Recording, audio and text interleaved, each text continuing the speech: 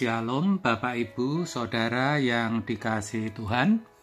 Seri pengajaran hari ini berjudul Memahami Kasih Allah. Saudara, hakikat atau sifat dari Allah itu diantaranya ada kasih, adil, suci, mulia, benar, setia, dan tentu masih ada lagi. Di antara semua itu, kalau tidak boleh dikatakan yang paling dikenal, ya yang paling disukai hampir setiap orang percaya adalah kasih. Hal itu tentu terkait dengan karya keselamatan atau anugerah di dalam Kristus Yesus. Karena dikatakan dalam Yohanes 3 ayat 16, karena begitu besar kasih Allah akan dunia ini, sehingga Ia telah mengaruniakan anaknya yang tunggal, supaya setiap orang yang percaya kepadanya tidak binasa, melainkan beroleh hidup yang kekal. Di sini atau ayat ini yang hampir di setiap Natal pasti diperdengarkan atau dibacakan, saudara, sangat jelas menunjukkan tentang betapa besar kasih daripada Allah, di mana Ia memberikan putra tunggalnya. Sedangkan dalam Yohanes 1, maksud saya dalam 1 Yohanes 4 ayat 8 dikatakan, barang siapa tidak mengasihi, ia tidak mengenal Allah, sebab Allah adalah kasih. Dikatakan dengan jelas sekali, Allah adalah kasih. Jadi tidak heran kalau hakikat kasih itu dominan di pemikiran banyak orang percaya. Namun demikian, apakah kita sudah memahami kasih Allah itu dengan benar? Itu yang perlu dipertanyakan. Saya berkata demikian karena kebanyakan orang memandang kasih Allah sebagai berkat-berkat lahiriah, berkat yang kelihatan, yang berupa pemenuhan kebutuhan jasmani, penyelesaian masalah, mengalami kuasa atau mujizat, bisa jadi kaya, usahanya berhasil, terhindar dari malapetaka dan bencana, dan yang lainnya. Sebaliknya, ketika seseorang ditipu, divonis sakit yang tidak ada obatnya, menderita karena perlakuan suami, mendapat tekanan dari pimpinan, atau kesulitan dalam pekerjaan, dipermalukan, selalu diremehkan atau disalahkan, tidak dianggap, keadaan-keadaan itu semua dikesankan bukan merupakan kasih daripada Allah.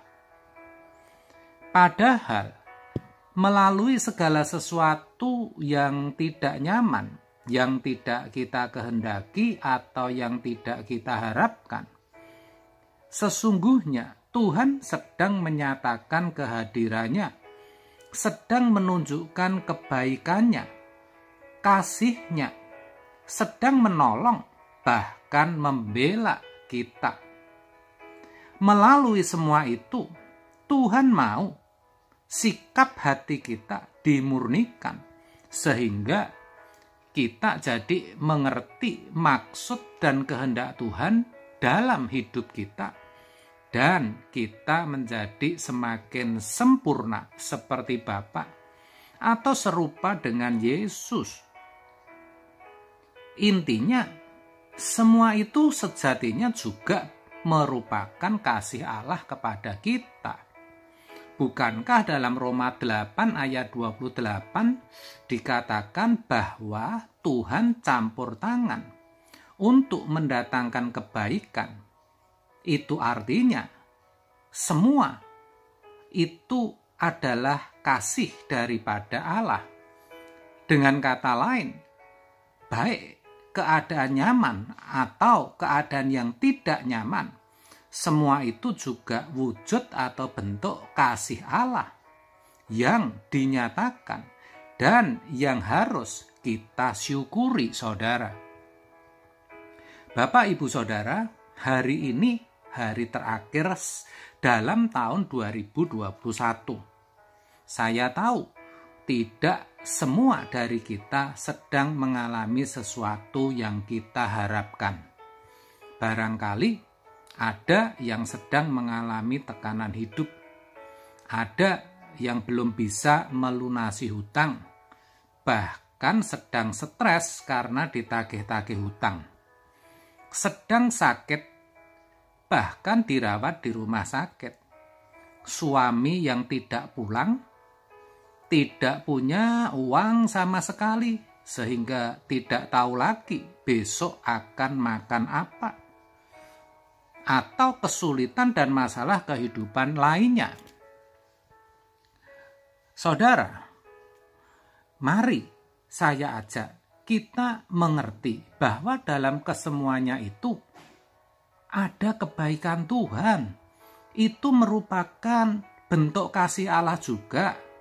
Maka saya ajak kita menyadari akan hal itu, saudara. Jadi kalau Alkitab berkata bahwa Allah itu kasih, itu maksudnya dalam hal apapun yang kita alami, Allah tetap mengasihi kita. Itu harus benar-benar kita tanamkan dalam pikiran kita. Dan ketika saudara mengalaminya saat ini, percayalah, pasti ada pertolongan dan jalan keluar yang Tuhan sediakan. Ingat saudara, Tuhan juga tidak pernah berjanji hidup kita akan selalu mulus dan nyaman. Tetapi yang Dia janjikan bahwa semua itu tidak akan melampaui kekuatan kita. Dan ketika itu terjadi, ada jalan keluar. 1 Korintus 10 ayat 13. Pencobaan-pencobaan yang kamu alami ialah pencobaan-pencobaan biasa yang tidak melebihi kekuatan manusia. Sebab Allah setia, dan karena itu Ia tidak akan membiarkan kamu dicobai melampaui kekuatanmu. Perhatikan itu, saudara. Pada waktu kamu dicobai, Ia akan memberikan kepadamu jalan keluar, sehingga kamu dapat menanggungnya.